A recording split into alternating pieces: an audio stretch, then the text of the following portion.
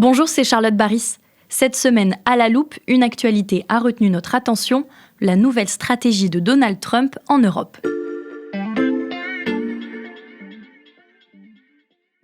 Ils ne font pas du bon travail. L'Europe ne fait pas du bon travail à bien des niveaux. Ces derniers jours, le président américain a donné une longue interview aux médias Politico depuis la Maison-Blanche. 45 minutes d'entretien, durant lesquels Donald Trump évoque les réformes à mettre en place ou le futur du Parti républicain. Et durant cette conversation, il était notamment question de l'Europe et des liens avec les dirigeants européens. À mon avis, bon nombre de ces pays ne seront plus viables. La plupart des nations européennes sont en déclin. Alors que les relations sont déjà tendues, les dernières sorties du président américain viennent illustrer un changement de direction opéré par les États-Unis vis-à-vis du vieux continent. Cette nouvelle méthode, elle apparaît dans un document publié par la Maison-Blanche il y a quelques jours, la Stratégie nationale de sécurité. Pour décrypter cette trentaine de pages, j'ai fait appel à Luc de Barochet, éditorialiste à l'Express, spécialiste des questions internationales et européennes. Bonjour Luc. Bonjour Charlotte. Dans ce document, on voit un peu plus encore la sévérité de Donald Trump avec l'Europe. Alors pourquoi le président américain est-il si dur avec ceux qui sont supposés être ses alliés ? Parce qu'en embrassant la diversité culturelle, l'Europe aurait trahi les valeurs de l'Occident. Elle devient donc un adversaire idéologique de l'Amérique. Effacement civilisationnel, décomposition, décadence. Les termes employés dans la stratégie de sécurité de la Maison-Blanche, puis dans l'interview donnée par Trump, sont frappants. L'Europe est décrite comme ouverte aux 80 et débordée par l'immigration de masse, au point qu'elle risquerait d'être méconnaissable dans 20 ans, avec des pays devenus, je cite, en majorité non européens. On voit que l'Amérique n'est pas loin d'endosser la théorie du grand remplacement. Ce qui est nouveau, c'est cette idée d'opposition de valeurs.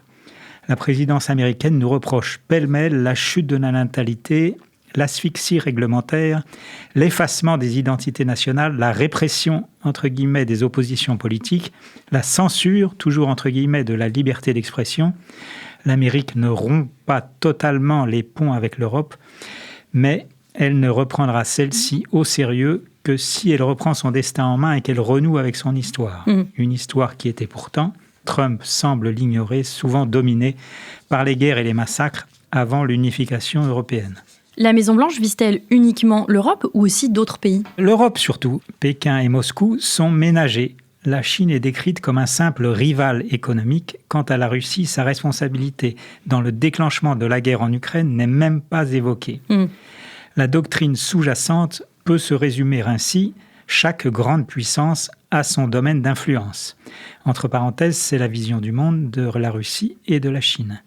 Les Américains se réservent l'Europe, mais aussi et surtout l'Amérique du Nord et du Sud. Trump dit à la Chine « pas touche, c'est à nous ». En échange, il semble reconnaître que Pékin et Moscou ont des droits d'influence sur leurs régions respectives. La Russie, à la limite, peut agir à sa guise en Ukraine. Idem au Moyen-Orient, il n'est plus du tout question d'y promouvoir la démocratie ou les droits de l'homme. Le message implicite, c'est que chaque pays peut être une dictature à condition qu'il respecte les intérêts économiques américains. Luc, cette position, est-ce qu'elle est nouvelle pour les États-Unis ? Oui et non. Il y a une rupture historique avec l'ère post-Seconde Guerre mondiale, en ce sens que l'Amérique abdique officiellement son rôle de garant ultime et unique de la sécurité en Europe. Mais le mouvement de prise de distance avec le vieux continent préexistait à Donald Trump. Ses prédécesseurs réclamaient déjà que l'Europe prenne en charge sa sécurité et le grand intérêt pour l'Asie était déjà exprimé par Obama, puis par Biden. Le changement, c'est la façon très cavalière de traiter les alliés de l'Amérique, les Européens, mais aussi les Canadiens, les Taïwanais, les Japonais. Et puis, c'est un changement de style, à la fois brutal, emphatique. Le document censé être une stratégie nationale tresse surtout des louanges à Donald Trump. On n'est pas loin du culte de la personnalité. Et dans les faits, comment elle va s'illustrer, cette nouvelle doctrine américaine ? Si l'Amérique fait ce qu'elle dit qu'elle va faire, alors il y aura ingérence politique de Washington dans les affaires intérieures des pays européens. La Maison-Blanche affiche son soutien aux partis patriotiques. Ceux qui se définissent ainsi, chez nous, c'est l'extrême droite. le RN français, l'AfD allemande, le Fidesz hongrois, etc. Le but affiché de Washington, c'est que la révolution trumpiste fasse des petits chez nous. Paradoxalement, rendre sa grandeur à l'Europe passe pour Washington par l'affaiblissement, sinon la destruction de l'Union européenne. La stratégie de sécurité vise à cultiver la résistance au sein des nations européennes contre Bruxelles. Trump, dans son interview, assure qu'il soutiendra des candidats qui lui plaisent. Quant au conflit en Ukraine, l'impact ne peut qu'être négatif. D'abord parce que les partis dits patriotiques sont souvent des partis pro-russes. Ensuite parce que le soutien américain à l'Ukraine ne cesse de diminuer. Les Européens ne peuvent compter que sur eux-mêmes pour éviter une défaite stratégique dans les steppes du Donbass. Et quelles conséquences ça peut avoir à plus long terme, et je pense notamment là à l'OTAN?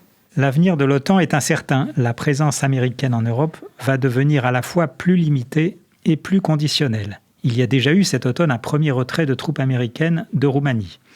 Et le chef de la diplomatie américaine, Marco Rubio, a séché la dernière réunion du Conseil de l'Atlantique Nord. Ce désintérêt embarrasse les Européens car ils ne sont pas prêts à se passer de l'Amérique.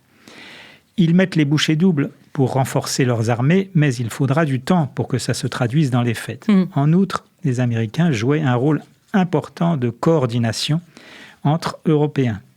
Ces derniers, dès qu'ils sont laissés à eux-mêmes, ont tendance à se diviser, à s'opposer, à se chamailler. On voit aujourd'hui émerger une sorte de conseil de sécurité européen autour des 3 grands pays, l'Allemagne, la France et le Royaume-Uni. Mais c'est une structure très informelle, fragile aussi. Les Européens sont encore en train de chercher la parade. Trump demande le divorce, mais côté européen, il n'y a clairement pas de consentement mutuel.